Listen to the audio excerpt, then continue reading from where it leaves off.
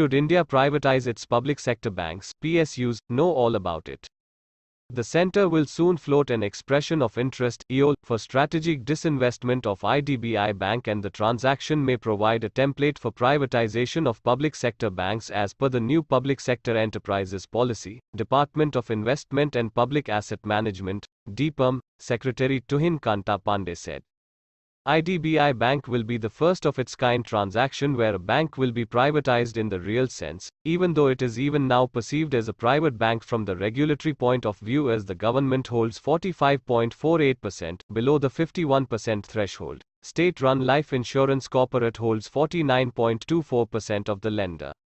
IDBI now out of PCA. IDBI Bank was under the Reserve Bank of India's Prompt Corrective Action (PCA) framework from May 2017 to March 2021. 2 months after the bank exited the framework, the Cabinet Committee on Economic Affairs gave in principle approval for its strategic disinvestment and transfer of management control. "We have been at it for quite some time," Tuhin Kanta Pandey, Dipam, said.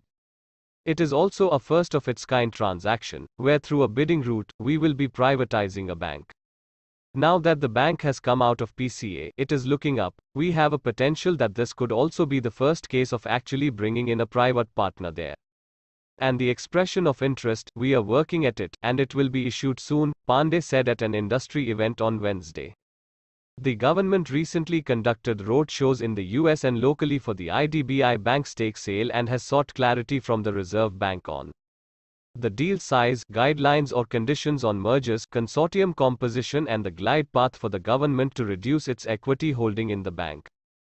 Disinvestment target: the IDBI Bank sale, if it concludes this financial year, will contribute to the free 23 divestment target of 65,000 crore. It has already raised 24,544 crore, most of it by listing the country's biggest insurer LIC in May.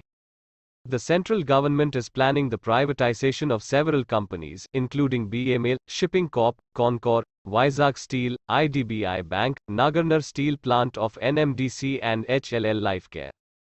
Pandey added that demerging land assets of companies like BML will speed up their disinvestment.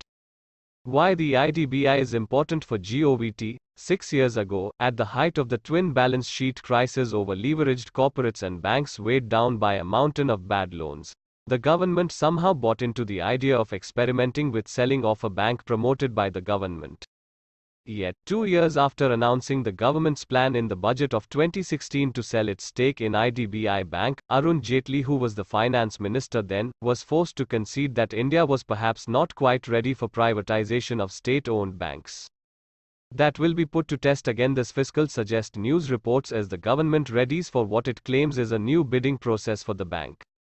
Presumably, employee resistance is now much lower than the last time, especially so after the IPO of LIC.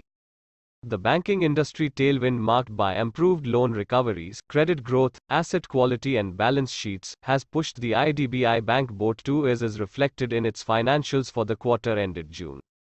The journey of ICICI and IDBI in their glory days during the 80s and 90s, these two institutions were the primary financiers of many Indian corporates and business houses across sectors. But with government support in the form of concessional assistance being pulled off after economic liberalization in the 90s and a subsequent slowdown hurting them, ICICI swiftly pivoted to the new universal banking model. It reverse merged the old development financial institution into ICICI Bank, for which it had obtained a banking license in the first round of banking licenses in 1994. In contrast, the IDBI leadership went the other way, though it too had a banking license, dealing a blow to the professed aim of building a commercial banking ethos. The result, a middling bank. The course correction by ICICI helped it emerge among the top 3 in the industry despite occasional blips. What is instructive from this is not just the leadership qualities of the two institutions over time, but the character of ownership. With a dominant government holding, IDBI had to constantly look over its shoulders and seek the approval of bureaucrats and face the pressure of directed lending. The broader point in this is that as a dominant shareholder in IDBI, over time the government has been more of a value destroyer, like in many other units it has either promoted or runs.